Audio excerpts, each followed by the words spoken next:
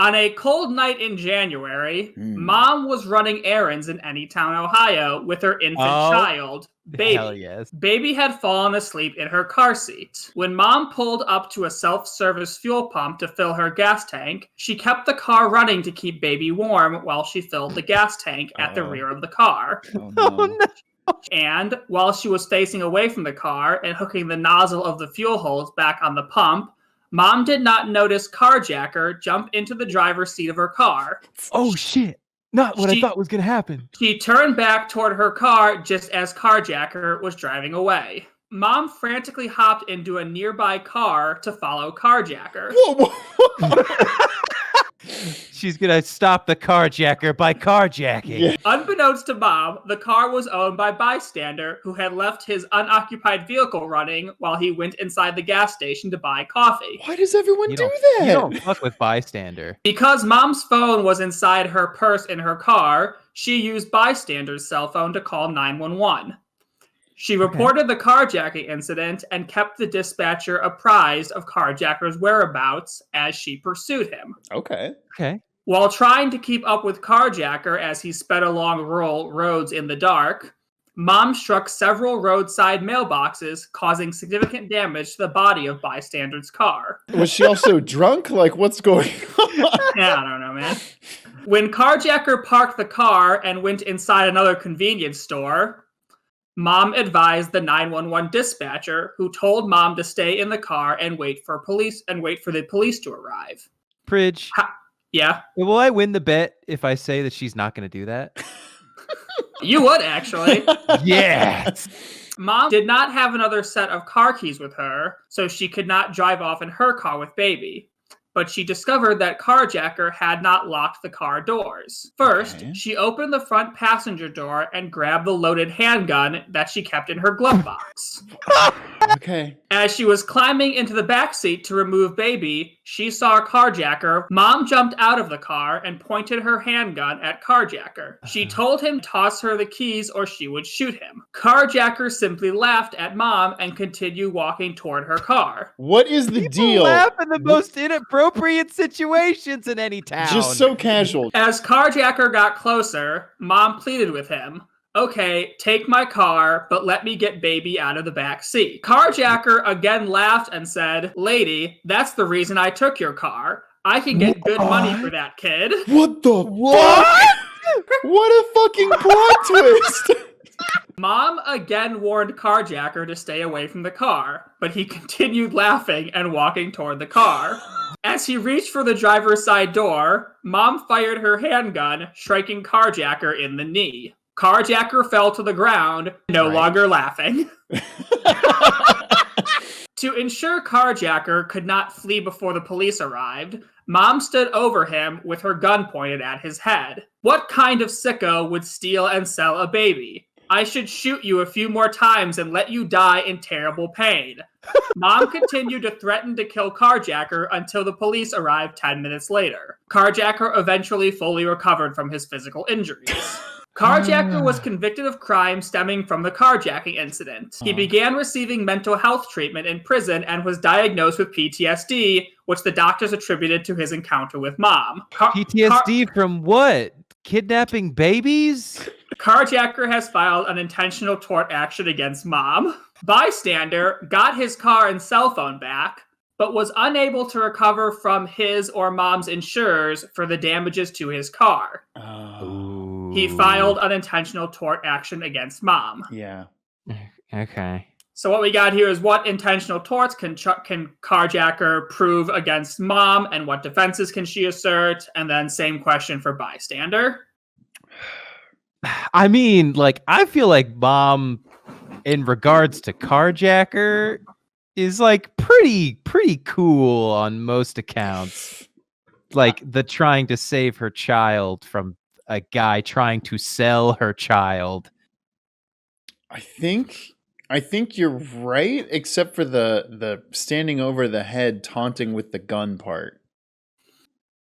That's got to be a thing, but right? is that a crime? Well, before it was intentional, not intentional. Wasn't there a thing in the first one that was like unlawful, like holding of somebody, imprisonment? It's false imprisonment. False imprisonment. Uh-huh. I mean, to be fair, she did kneecap him, so it's not like dude was going anywhere. But like, Right. Which I feel like shooting him is totally fine because he was coming at her. her which could child be was in argued that- danger. Yeah, that's self-defense of her and her child. So shooting him, I think, is totally acceptable in that particular scenario. What's the story? It really sucks for bystander because Yeah, bystander got fucked in this one. bystander gets fucked in this. Yeah. This one isn't actually super complicated. I would have loved to have this question because it's honestly not super hard. So carjacker can attempt to make claims of assault, battery, false imprisonment, and intentional infliction of emotional distress.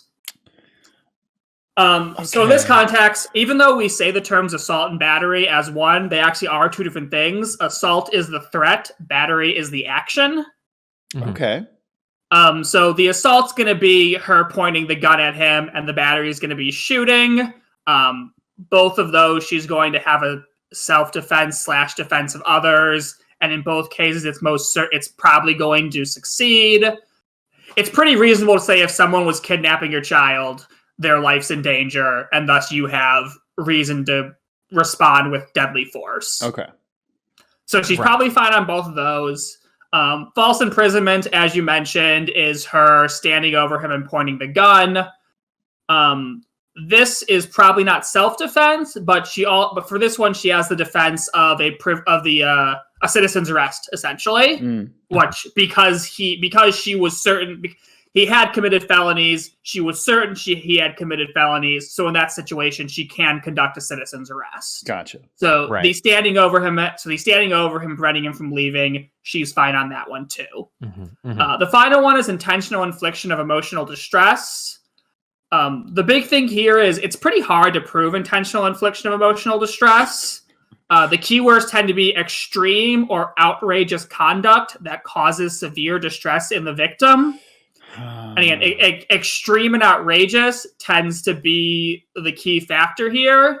And given the situation, I doubt you're going to find mom's conduct extreme and outrageous. Yeah. I mean, this guy was literally trying to kidnap and sell her baby. So just because she threatened to shoot him probably isn't going to be seen as outrageous.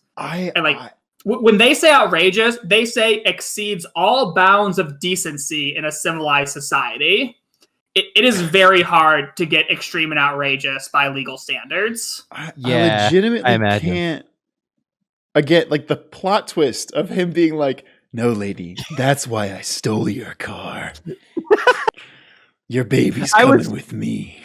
I was really looking forward to the second plot twist where after the mom is standing over the guy, and then she hears a gun cock from behind her. And the baby holds a gun to mom and says, "Let him go, mama." And then to briefly touch on the bystanders' claims, the technical names for what he can, the charges he can bring against mom are trespass to chattels and conversion of chattels, which is basically just stealing something to such a large degree that the person can't use it anymore. Okay. In both situations, it's going to be mom's going to claim the defense of private necessity. Okay. And which will work because this obviously was a private necessity. She was saving someone's life. But private necessity is a qualified privilege, which means that she still has to compensate him for the damage. Okay, so she would still have to pay whatever the insurance damages or whatever. Public necessity is when they talk about, destroying a building to stop a fire from spreading. That's public necessity because it's serving the greater good. And that's a complete privilege, which means, if the government decides they need to destroy something to protect a fire from spreading, they can do that and not have to reimburse you. But private necessity, when it's, a necessity for you as a private person to do something, then it's only qualified, so you still have to cover damages. So mom's not in trouble. She's not going to, go to jail for stealing, but she will have to cover the damage to bystander's car, which is sort of a no-brainer. Yeah, that does suck for her, though. So, Pridge, what you're saying is that when Frozone's wife was hiding his super suit, that was a crime because it was for the greater good. Correct? No. But she is the greatest good he's ever gonna get. No, That's true. That's her very defense good in court. answer. That is her defense. Very good. Hey, really quick, before you scroll to the next video, if you're enjoying the crazy tales of Anytown, Ohio and want to rep your favorite fictional town, head over to etsy.com/shop/SaveDataTeam and check out our Anytown, Ohio branded merch. They're stylish, comfortable, and even Cobra-proof.